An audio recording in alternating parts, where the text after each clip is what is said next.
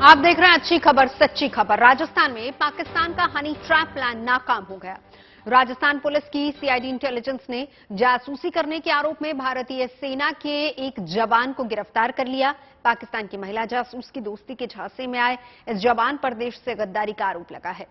बताया जा रहा है कि जयपुर की सैनिक छावनी में तैनात ये जवान आईएसआई की महिला जासूसों को भारतीय सेना से जुड़ी संवेदनशील जानकारियां और वीडियोज भेजता था, जिसके खुलासे के बाद उसकी गिरफ्तारी हो गई है।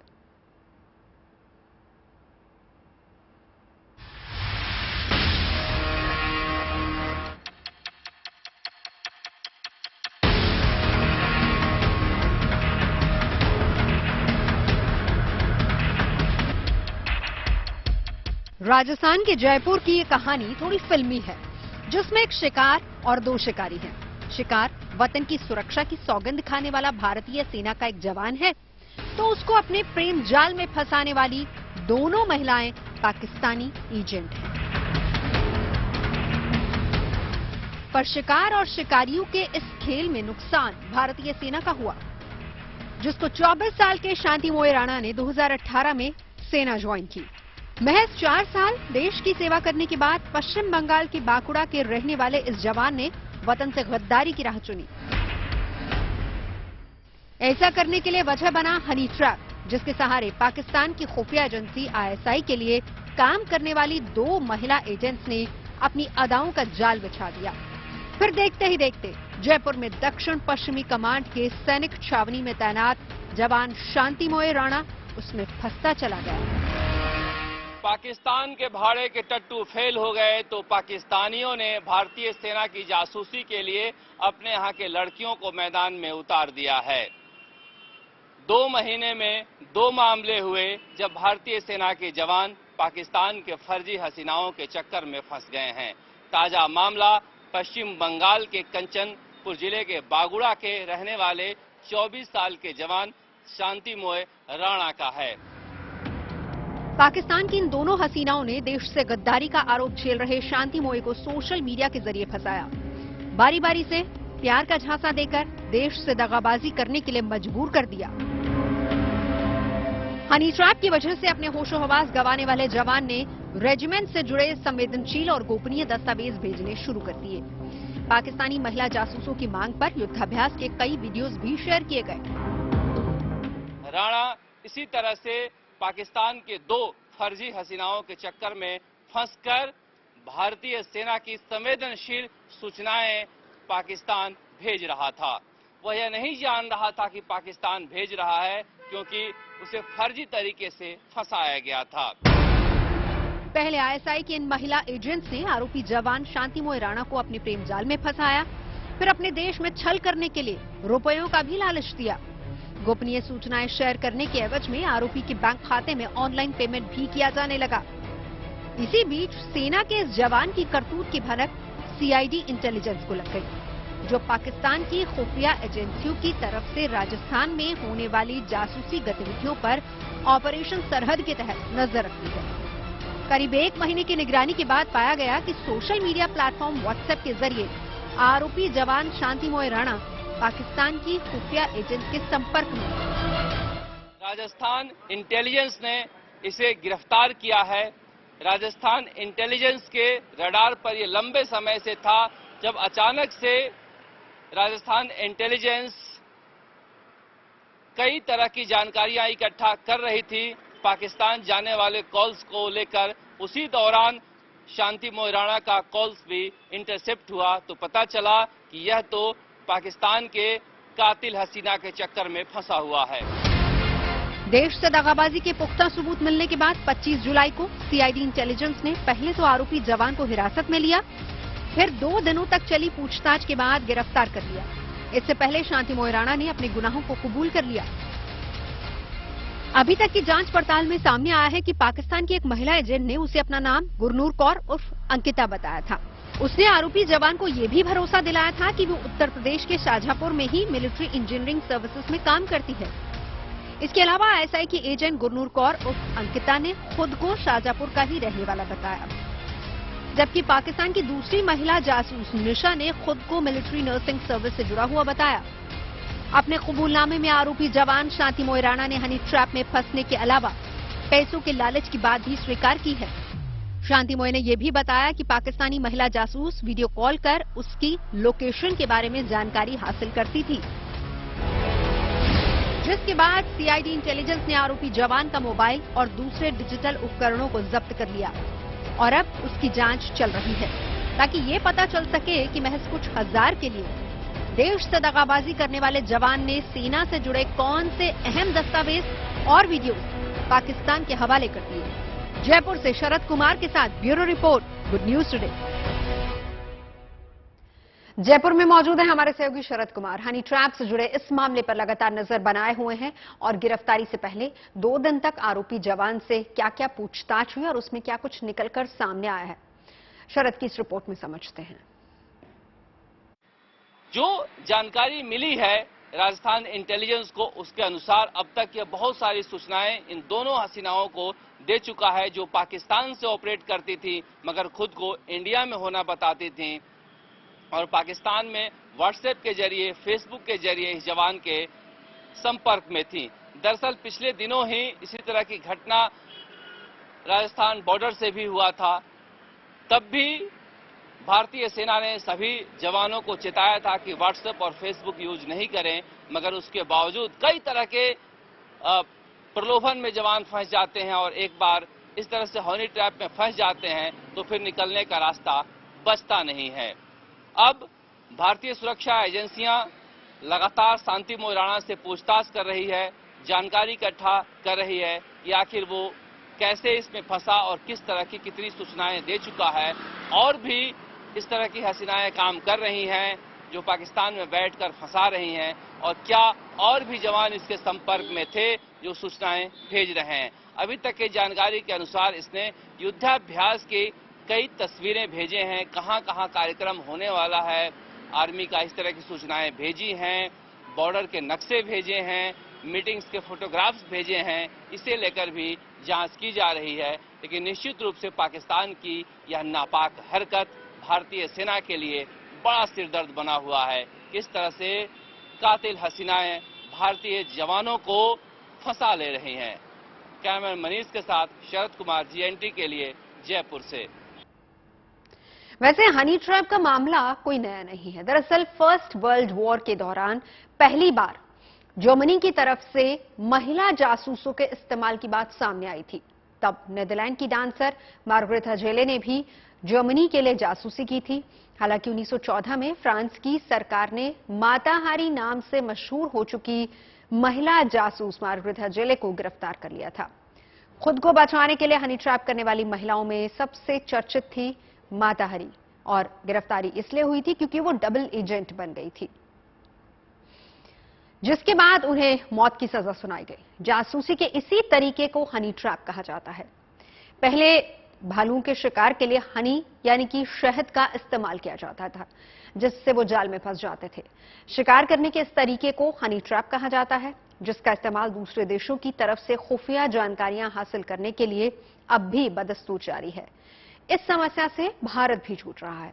चीन और पाकिस्तान जैसे पड़ोसी देश अब भी महिला जासूसों के जरिए भारतीय अधिकारियों और जवानों को फंसाते हैं ताकि देश की सैन्य गतिविधियों से जुड़ी जानकारी हनी ट्रैप की मार्फत हासिल हो सके। यही वजह है कि हनी ट्रैप के सबसे ज्यादा मामले राजस्थान से ही सामने आते हैं, क्योंकि उसकी 1037 किलोमीटर की सीमा पाकिस्तान से लगती है, जो भारतीय सीमा की तरफ से हुई कार्रवाई में अपने यहां आतंकी कैंप तबाह होने के बाद घबराया हुआ है।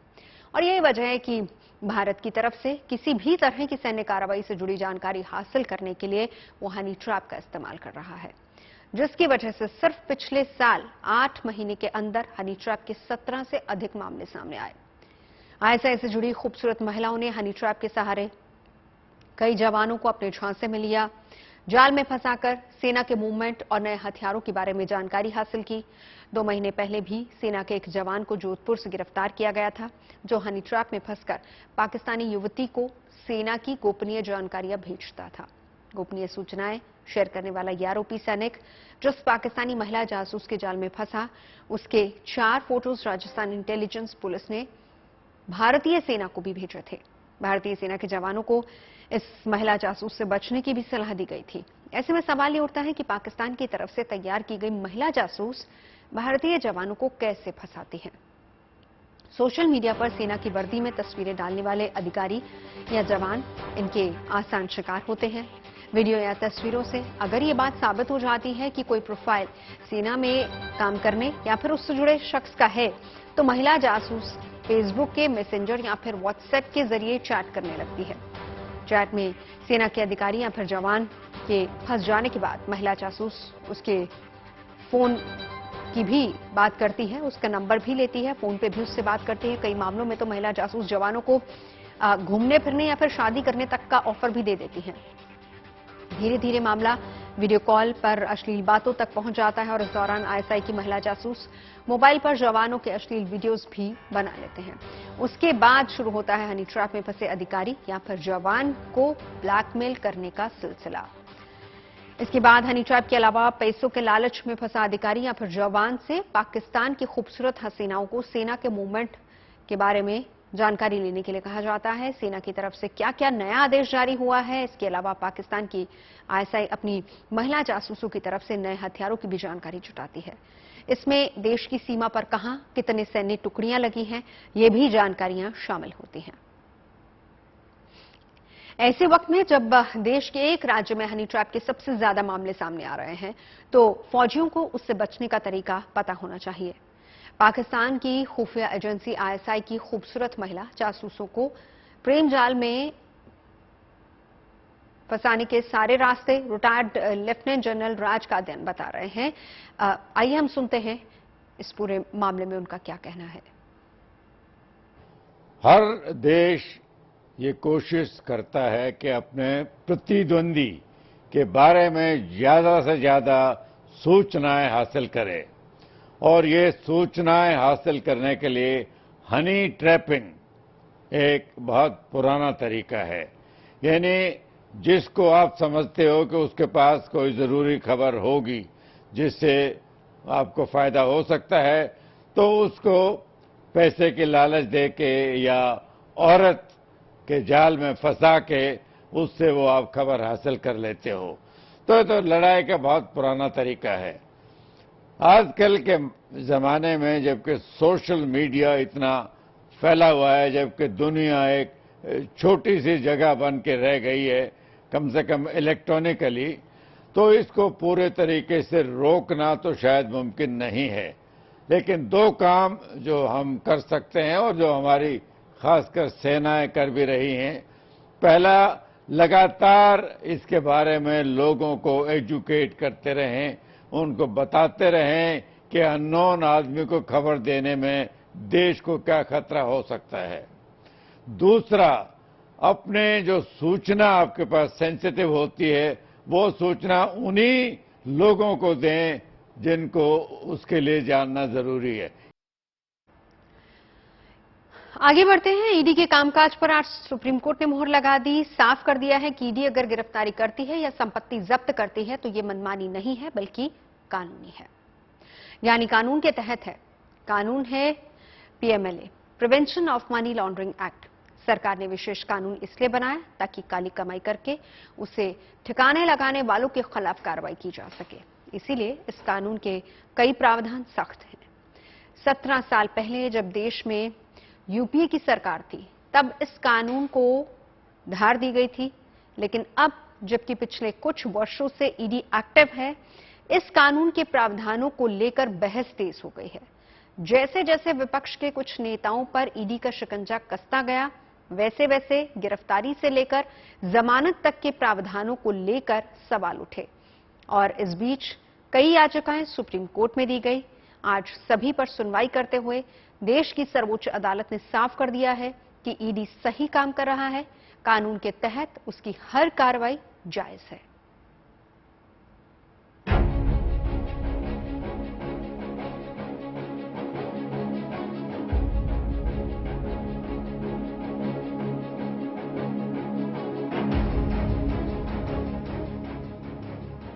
पिछले कुछ वर्षों से ईडी की कार्रवाई जबरदस्त तरीके से आगे बढ़ी, तो इसके साथ ही इस जांच एजेंसी को मिले अधिकारों पर बेशुमार सवाल उठ गए। ईडी को अधिकार देने वाले पीएमएलए यानी prevention of money laundering act से जुड़े इन सवालों के साथ 200 से ज्यादा याचिकाएं सुप्रीम कोर्ट तक पहुंच गई। लेकिन सुप्रीम कोर्ट की 3 जजों की बेंच ने फैसला सुनाते हुए साफ कर दिया कि केस दर्ज करने से लेकर पूछताछ तक, गिरफ्तारी से लेकर जब्ती और जमानत मिलने तक पीएमएलए के सभी प्रावधान सही हैं। यानी ईडी जो भी कर रहा है ठीक कर रहा है। सुप्रीम कोर्ट ने आज इन्फोर्समेंट डायरेक्टरेट और पीएमएलए एक्ट पर अपना ठप्पा लगा दिया है और ये कहा है कि इन्फोर्समेंट डायरेक्टरेट के अथॉरिटी जो है, उनके अफसरों के पास जो पावर है उसमें इंक्वायरी शुरू करने की पावर भी है। जिन मुद्दों पर, जिन ऑफेंसेस पर इंक्वायरी की जा रही है वो भी सही है, जिस तरह से इंक्वायरी करी जा रही है वो भी सही है।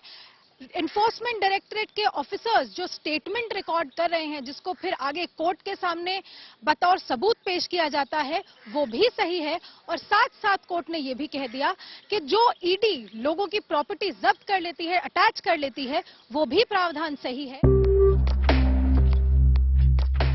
अलग अलग याचिकाओं में पीएमएलए के जिन प्रावधानों के खिलाफ आपत्ति जताई गई थी, कोर्ट ने मोटे तौर पर सभी को खारिज कर दिया। कोर्ट ने माना कि ईडी के पास गिरफ्तार करने का अधिकार न्याय संगत है। कोर्ट ने सीज करने, संपत्ति अटैच करने, रेड डालने और बयान लेने के अधिकार को भी बरकरार रखा है। एक बड़ी आपत्ति इस बात को लेकर रही कि ईडी आरोपी को ईसीआईआर, जो एक तरह से एफआईआर है, उसकी कॉपी नहीं देती। लेकिन कोर्ट ने कहा कि ये जरूरी नहीं है। हाँ, ये जरूरी है कि गिरफ्तारी की वजह बतानी होगी। ईसीआईआर की कॉपी देने की कोई जरूरत नहीं। हालांकि अगर आईपीसी के अंतर्गत कोई ऑफेंस होता है तो एफआईआर की कॉपी देना जरूरी होता है, लेकिन ईडी को ईसीआईआर देने की जरूरत नहीं। लेकिन जब किसी को आप अरेस्ट करें तब उनको ये बताना जरूरी है कि किस बिना पे उनको अरेस्ट किया गया है। साथ ही साथ कोर्ट ने ये कहा है कि जब किसी को अरेस्ट करके मजिस्ट्रेट के सामने लाया जाता है तब मजिस्ट्रेट केस दर केस बेसिस पे डिसाइड कर सकता है कि उनको कितनी डिटेल में उनके खिलाफ जो सबूत हैं या आरोप हैं उनके बारे में दस्तावेज देने हैं या नहीं देने हैं। Prevention of money laundering act एक विशेष कानून है जिसे काली कमाई को कंट्रोल करने के लिए बनाया गया है और इसीलिए कानून के प्रावधान भी सख्त हैं। इस कानून के तहत बेल यानी जमानत मिलना आसान नहीं है। सुप्रीम कोर्ट में दी गई याचिकाओं पर इस पर सवाल उठाए गए, लेकिन कोर्ट ने बेल के मामले में भी तस्वीर साफ कर दी। कोर्ट ने साफ कह दिया है कि इन्फोर्समेंट डायरेक्टरेट जिस तरह से इंक्वायरी कर रही है, लोगों को इंक्वायरी के लिए बुला रही है, अरेस्ट कर रही है, प्रॉपर्टी अटैच कर रही है, और जो पीएमएलए के अंतर्गत बेल पाने के लिए बहुत स्ट्रिक्ट प्रावधान दिए गए हैं, जिसकी वजह से कई कई दिनों तक लोगों को बेल नहीं मिलती, उन सब पर सुप्रीम कोर्ट ने अपना अप्रूवल दे दिया है। ये कह दिया है कि ये सब न्याय संगत है और कॉन्स्टिट्यूशन के खिलाफ नहीं जा रहे हैं। नेशनल हेराल्ड मामले में ईडी की पूछताछ की वजह से सियासी पारा चढ़ा हुआ है। वहीं ममता बनर्जी के मंत्री पार्थ चैटर्जी पर ईडी का शिकंजा कस गया है। इसीलिए ईडी के अधिकारों और कार्रवाई के तौर तरीकों को लेकर सियासी बहस जारी है। लेकिन अच्छी खबर यह है कि देश की सर्वोच्च अदालत ने मनी लॉन्ड्रिंग से जुड़े मामलों में ईडी के अधिकारों पर अपनी मोहर लगा दी। इन्फोर्समेंट डायरेक्टरेट यानी प्रवर्तन निदेशालय, जिसे ईडी कहते हैं बोलचाल की भाषा में, उसकी लक्ष्मण रेखा, उसकी शक्तियां, उसके अधिकार क्षेत्र, इसे लेकर सुप्रीम कोर्ट ने अपने अहम फैसले में सारी चीजें साफ कर दी हैं। यानी सुप्रीम कोर्ट के इस फैसले से ये साफ हो गया है कि इन्फोर्समेंट डायरेक्टर जिस तरह से काम कर रहा है वो काम बिल्कुल सही है, उसके अधिकार क्षेत्र में है, लक्ष्मण रेखा में है। चुनौती इस बात को भी दी गई थी कि सरकार ने ईडी के कुछ प्रावधानों में जो संशोधन किया है वो संशोधन वित्त विधेयक के तौर पर किया गया है, जो उचित नहीं है। सुप्रीम कोर्ट ने कहा कि ये संविधान से जुड़ा हुआ मामला है, लिहाजा इसकी सुनवाई 7 जजों की विस्तृत पीठ करेगी, बड़ी पीठ करेगी। उम्मीद की जानी चाहिए कि सुप्रीम कोर्ट के फैसले के बाद ईडी की कार्रवाई पर होने वाले विवादों को विराम मिल जाएगा। दिल्ली से संजय शर्मा के साथ Anisha Mathur, good news today. पिछले कुछ वर्षों से लगातार छापामारी और कार्रवाई की वजह से ईडी चर्चा में है। कई बड़े उद्योगपतियों, कारोबारियों पर इस जांच एजेंसी ने शिकंजा कसा है। बड़े पैमाने पर उनकी संपत्ति सीज की गई। कई राजनेताओं पर भी ईडी का शिकंजा कसा। एनफोर्समेंट डायरेक्टरेट यानी कि ईडी की स्थापना आर्थिक अपराधों और विदेशी मुद्रा कानूनों के उल्लंघन की जांच के लिए 1 मई 1956 को हुई थी। 1957 में इसका नाम ईडी कर दिया गया। ये जांच एजेंसी फाइनेंस मिनिस्ट्री के रेवेन्यू डिपार्टमेंट के तहत ही काम करती है। लेकिन ईडी की ताकत 2002 से बढ़ी। 2002 में prevention of money laundering act यानी कि पीएमएलए कानून बना और इसके तहत ईडी आपराधिक श्रेणी वाले फाइनेंशियल फ्रॉड और मनी लॉन्ड्रिंग से जुड़े मामले भी देखने लगी। आज सुप्रीम कोर्ट ने prevention of money laundering act के प्रावधानों पर ही अपना फैसला सुनाया है और साफ कर दिया है कि इसके तहत ईडी जो कार्रवाई करता है वो जायज है और न्याय संगत है। पीएमएलए 2002 में एनडीए के शासनकाल में बना। मकसद था काली कमाई करने वालों पर शिकंजा कसना। लेकिन यह कानून लागू हुआ 2005 में, यानी यूपीए के शासनकाल में, जब पी चिदम्बरम देश के वित्त मंत्री थे। 2005 में जो बदलाव किए गए उसके बाद ही पीएमएलए कानून को धार मिली। Prevention of money laundering act यानी कि पीएमएलए को आम भाषा में अगर हम समझें तो इसका सीधा मतलब है 2 नंबर के पैसे को हेरा फेरी करके ठिकाने लगाने वालों के खिलाफ कानून।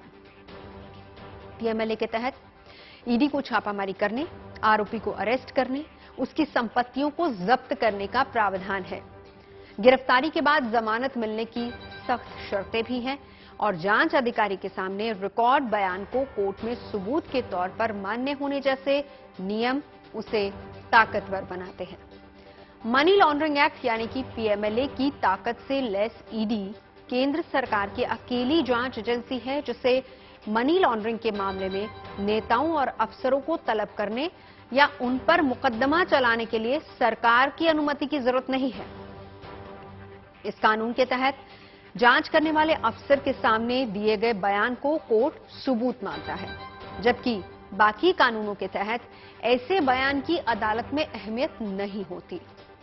आज कोर्ट में इसके खिलाफ भी याचिका थी, लेकिन सुप्रीम कोर्ट ने साफ कर दिया कि ईडी के अफसर पुलिस अधिकारी नहीं है, लिहाजा उनके सामने दिए गए बयान को सबूत माना जा सकता है। इसके साथ ही कोर्ट ने ऐसे भी आदेश दिए जो ईडी की लक्ष्मण रेखा तय करते हैं। इस पर हमने वरिष्ठ अधिवक्ता विजय अग्रवाल से बातचीत की। इस जजमेंट का मतलब है जिनको जेल है या जेल होनी है वो 3.5 साल तक जेल में रहें। इन्होंने कहा है 436 कैपिटल ए में 3.5 साल के बाद ऑटोमेटिकली स्टैट्यूटरी बेल हो जाएगी और तब तक जो बेल है उसके चांस नहीं है। उसके बेल के चांस तब हैं जब आप सिक हैं, इन्फर्म हैं या वुमेन। तो ये मेडिकल बेल होगी या मेडिकल ग्राउंड्स पे बेल होगी या वुमेन की बेल होगी, बाकी लोगों की बेल होनी बंद हो जाएगी, जो कि मुझे लगता है ठीक है। नंबर 1। नंबर 2, उन्होंने ये भी कहा है कि जो एंटीसिपेटरी बेल है और जो कॉन्स्टिट्यूशनल कोर्ट्स भी अगर कोई रिलीफ देती हैं तो उसके अंदर भी इसको करना पड़ेगा। मगर जो इसमें पॉजिटिव बात है जजमेंट में, वो एक सबसे पॉजिटिव बात ये है कि इन्होंने ये कहा कि अगर मेन ऑफेंस खत्म हो जाएगा तो पीएमएल का केस भी नहीं चलेगा। मगर एक जो बात है, जो जैसे अभी आजकल केसेस चल रहे हैं उसके अंदर ये दिक्कत है कि मुझे थोड़ी सी एक उम्मीद थी कि जो एक बेसिक प्रिंसिपल है लॉ का कि जो पुलिस ऑफिसर है वो मैन इन अथॉरिटी है, तो उसके सामने दी हुई कोई भी स्टेटमेंट एक्यूज के लिए बाइंडिंग नहीं है। क्योंकि वो अगर आप ईडी के ऑफिस में बैठे हैं, पुलिस के ऑफिस में बैठे हैं, तो वो अगर आपको कुछ भी कहेगी तो आपको जो मर्जी लिखने को कहेगी, क्योंकि वो आपको अरेस्ट कर सकते हैं तो आपको वो लिखना पड़ेगा। मगर उन्होंने ये होल्ड कर दिया कि ED officer is not police officer. उनके सामने दी गई स्टेटमेंट है that can be used against you. तो जो है इसलिए मेरे लिए थोड़ा सा एक डिसअपॉइंटिंग है। तो आदमी इन्वेस्टिगेशन के लिए जाएगा वहां, वो जो मर्जी कहेगा, क्योंकि ना उसको लीगल असिस्टेंस है, ना लीगल नॉलेज है, ना उसको कंफ्यूजन हो सकता है बात समझने में, और उसको ऑफकोर्स डर और भय तो होगा ही, क्योंकि ईडी को पावर ऑफ अरेस्ट है। तो जिसको पावर ऑफ अरेस्ट है उसको ये कहना कि वो पुलिस ऑफिसर नहीं है, उसके सामने की स्टेटमेंट सब बाइंडिंग है, is not a man in authority even though is not in खाकी। सो ये थोड़ा सा प्रॉब्लम की बात है। तो मगर जो अभी एग्जिस्टिंग केसेस चल रहे हैं, जो पॉलिटिकल केसेस चल रहे हैं, उनके अंदर सबको बेल में बहुत ज्यादा दिक्कत आने वाली है। तो मनी लॉन्ड्रिंग मामले में ईडी ने अब तक क्या कार्रवाई की है, कितने मामले दर्ज हुए हैं, कितने लोग गिरफ्तार हुए हैं, इसे लेकर सरकार ने हाल ही में संसद में जानकारी दी, जिसके मुताबिक 2005 से यानी पिछले 17 सालों में ईडी ने मनी लॉन्ड्रिंग के करीब 5000 मामले दर्ज किए। इस सिलसिले में करीब 3000 छापामारी या फिर तलाशी हुई। हालांकि 992 केस में ही जांच एजेंसी की तरफ से चार्जशीट दाखिल की गई और सिर्फ 23 आरोपियों को सजा हुई है। लेकिन इस दौरान करीब 1 लाख करोड़ की संपत्ति अटैच की गई। सरकार के दावे के मुताबिक पिछले 10 वर्षों में एजेंसी के काम में तेजी आई है। 2012 से 2022 तक मनी लॉन्ड्रिंग के 3,985 मामले दर्ज किए गए और इसी दौरान फॉरेन एक्सचेंज मैनेजमेंट एक्ट यानी कि फेमा के तहत 25,000 मामले दर्ज हुए हैं। आगे बढ़ते हैं और अब बात करते हैं देश की नई एयरलाइंस की। अकासा के उड़ान भरने का इंतजार फाइनली अब खत्म होने वाला है और गुड न्यूज ये है कि कंपनी ने फ्लाइट की बुकिंग शुरू कर दी है। शेयर बाजार के दिग्गज निवेशक राकेश झुनझुनवाला की अकासा की पहली उड़ान 7 अगस्त को शुरू होने जा रही है। सरकार की सोच है कि आम आदमी भी आराम से फ्लाइट में सफर कर सके, यानी फ्लाइट सस्ती हो और सभी की पहुंच के अंदर हो। माना जा रहा है कि राकेश झुनझुनवाला की अकासा मोदी सरकार के इस लक्ष्य को साकार करेगी।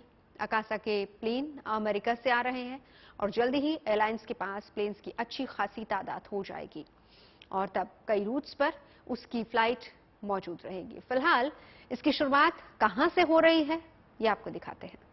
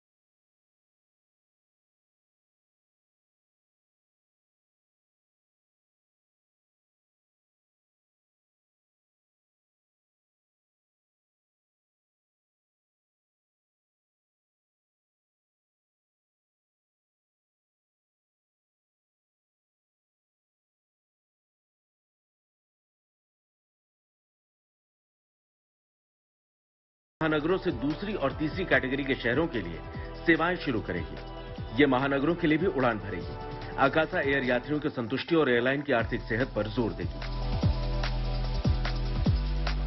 अकासा एयरलाइन की एक और खास बात यह है कि ये पहली भारतीय एयरलाइन है जिसने अपने एयर होस्टेस और कर्मचारियों के लिए कस्टम ट्राउजर्स और जैकेट पेश किए हैं। ये कपड़े विशेष रूप से अकासा एयर के लिए बनाए गए हैं।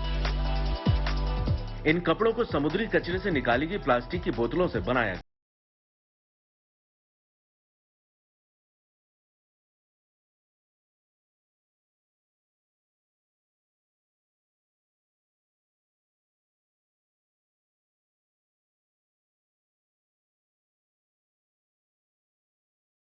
साथ ही अकासा हर महीने अपने बेड़े में 2 नए विमान जोड़ने की योजना के साथ आगे बढ़ रहा है। Bureau report, good news mirror. तो अकासा आकाश में उड़ान भरने वाली है। अकासा की उड़ान कब, कहां से कहां तक के लिए होगी और क्या एयरलाइंस में खास है, ये बता रहे मेरे सहयोगी वरुण सिन्हा। देश में सस्ते हवाई सफर का वादा करने वाले राकेश झुनझुनवाला की आकाश एयरलाइंस फिलहाल उड़ने के लिए तैयार है। 7 अगस्त को अकासा की पहली एयरक्राफ्ट उड़ेगा और उसके अलावा करीब 4 शहरों को जोड़ने की बात की जा रही है। इसमें अहमदाबाद, पुणे, मुंबई और कोची शामिल रहेंगे। इसके अलावा 1 हफ्ते के अंदर 82 फ्लाइट्स इसमें उड़ान भर पाएंगी। अब सोच क्या है वो समझिए कि बड़े शहरों के साथ छोटे शहरों को कनेक्ट किया जाएगा, यानी कि 2 टायर और 3 टायर जो शहर हैं उनको सीधे तौर पे मेट्रो सिटीज के साथ कनेक्टिविटी बनाई जाए, इस पर विचार किया जा रहा है। इसके अलावा ये भी कहा जा रहा है कि हर महीने 2 एयरक्राफ्ट इसके बेड़े में ऐड होंगे और मार्च 2023 तक इनकी संख्या करीब 18 हो पाएगी। सबसे बड़ी बात निकल के आती है कि जिस तरीके से रेट्स में कितना अंतर आएगा, क्योंकि ये बात कही गई थी कि इस एयरलाइंस को शुरू करने से पहले कि इसके रेट्स यानी कि इसका किराया सबसे ज्यादा कम होगा। तो क्या वाकई ऐसा हो पाएगा, उसको लेकर भी लगातार जो मैनेजमेंट है इनका वो विचार कर रहा है कि कैसे तमाम जो दूरियां हैं मुंबई से लेकर अहमदाबाद की या फिर बेंगलोर से लेकर कोची की, वहां की जो यात्री हैं उनको कम किराया देना पड़े, उसके लिए क्या क्या चीजें, क्या क्या कदम उठाए जा सकते हैं। लेकिन हाँ, ये जरूर है कि जिसका इंतजार तमाम लोग कर रहे थे कि आखिर सबसे सस्ती एयरलाइंस जिसका वादा किया गया था वो आखिर किस प्रकार के अपने रेट्स तय करता है और कब से वो उड़ान भर पाएगा, इसको लेकर लगातार लोगों में जिज्ञासा थी। और 22 जुलाई से फिलहाल टिकट्स की बुकिंग ओपन कर दी गई है और 7 अगस्त को पहली उड़ान जो है वो आकाशा एयर भर पाएगा। कैमरा पर्सन अभिषेक के साथ Varun Sinha, good news today के लिए। रक्षा मंत्रालय ने भारतीय सेना की मारक क्षमता बढ़ाने के लिए डीआरडीओ की 8,599 करोड़ की परियोजना को मंजूरी दे दी है, जिसके तहत रक्षा क्षेत्र के विकास की तैयारी है, जिसमें सबसे अहम होगा पिनाका का upgraded version. Pinaka rocket launcher को और भी घातक बनाने की तैयारी है।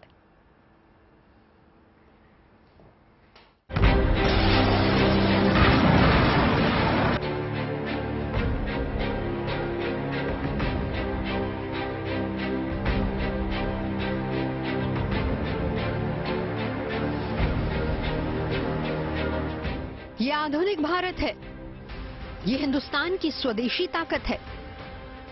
देश में दुश्मन को खाक में मिलाने वाले ताकतवर हथियार तैयार किए जा रहे हैं। अब हथियारों के लिए दूसरे देशों पर निर्भर होने की जरूरत नहीं होगी। देश की इस ताकत को और बढ़ाने के लिए रक्षा मंत्रालय ने करीब 29 करोड़ के हथियार खरीद को मंजूरी दे दी।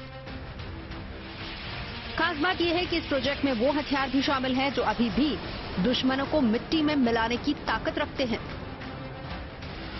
इस लिस्ट में पिनाका रॉकेट लॉन्चर का नाम भी शामिल है।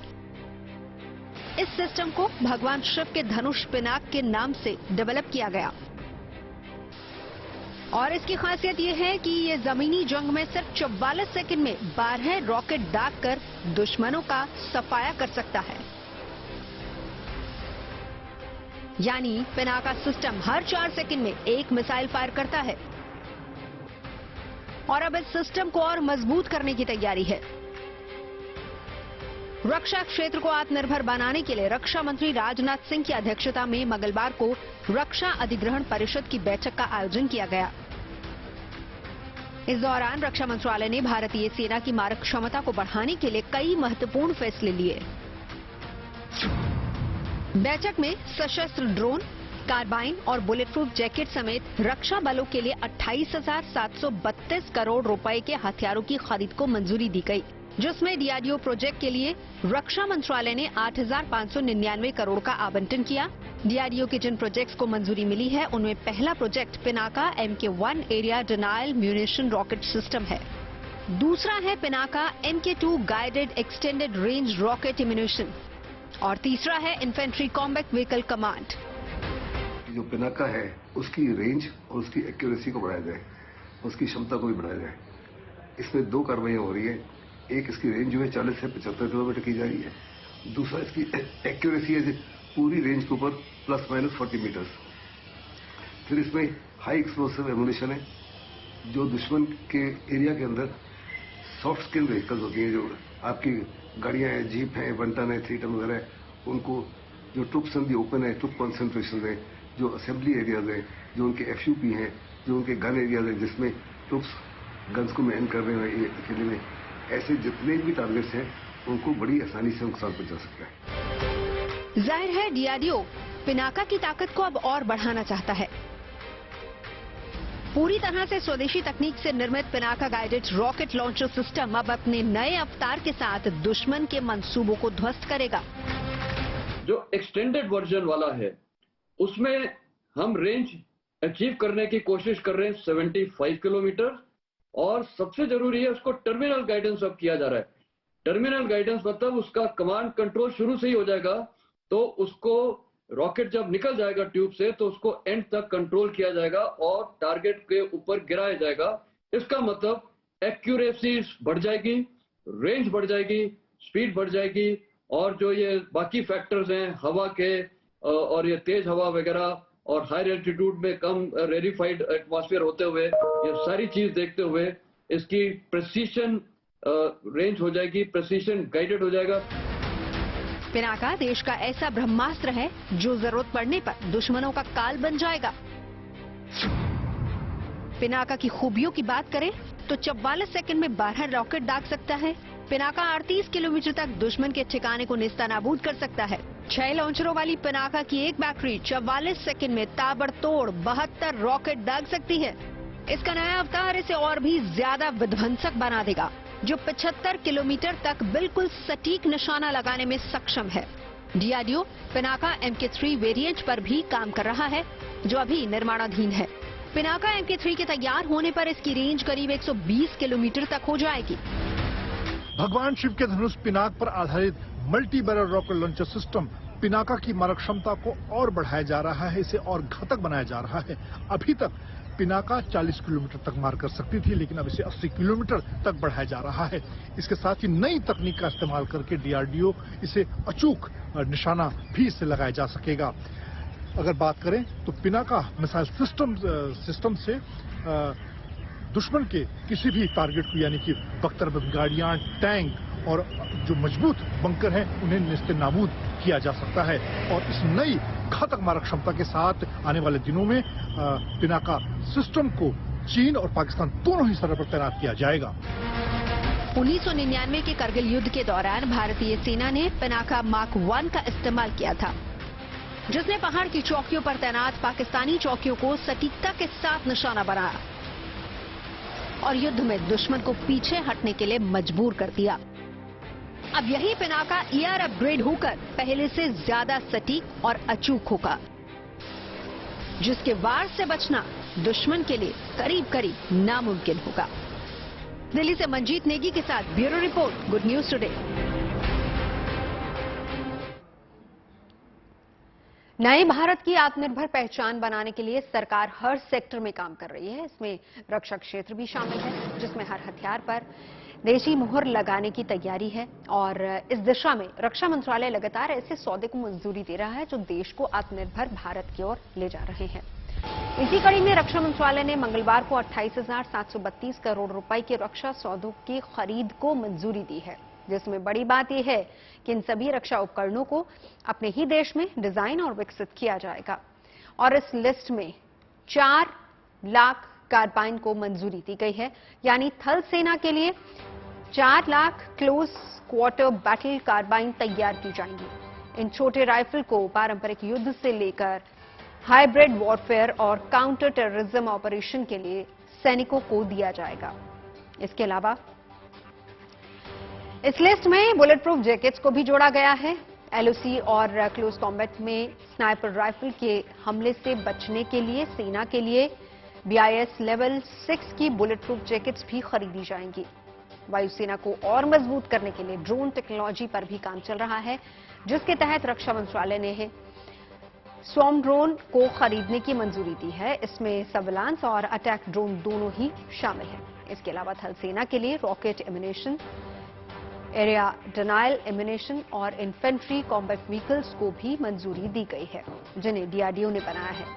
कोस्ट गार्ड के लिए 14 फास्ट पेट्रोलिंग बोट्स भी शामिल हैं। नौसेना के लिए कोलकाता क्लास युद्धपोत के लिए मरीन गैस टर्बाइन जनरेटर को खरीदने की भी मंजूरी दी गई है। बढ़ते आगे, बात खेलों की करते हैं और खेलों के महाकुंभ की। कल से ब्रिटेन में कॉमनवेल्थ गेम्स खेले जाएंगे। तमाम खिलाड़ी गेम्स विलेज पहुंच चुके हैं और पूरा बर्मिंघम शहर खेलों के खुमार में डूबा है। हालांकि चोट की वजह से नीरज चोपड़ा बाहर हो गए हैं। जाहिर है फैंस उन्हें जरूर मिस करेंगे, लेकिन PV सिंधु, मीराबाई चानू, बजरंग पुनिया और रवि दहिया जैसे सितारे कॉमनवेल्थ गेम्स में चमक बिखेरते नजर आएंगे।